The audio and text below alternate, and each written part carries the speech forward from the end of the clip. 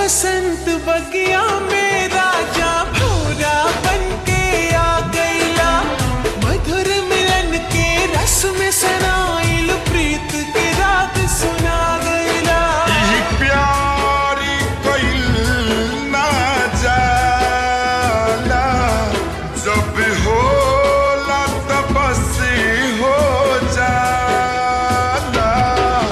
ओढ़नी के यार में आ जा, झुलनी के छैया छहा जा राजा।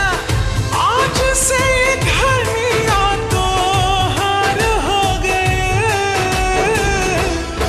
बलमुआ हो सजनवा हो, बलमुआ हो तोहरे से प्यार हो गए।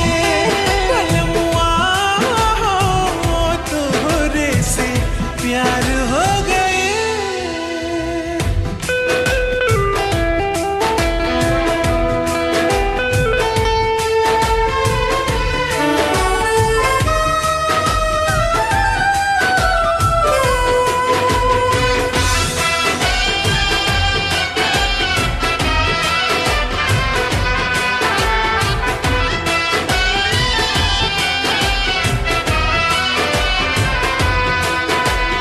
भाग से मिलल बाण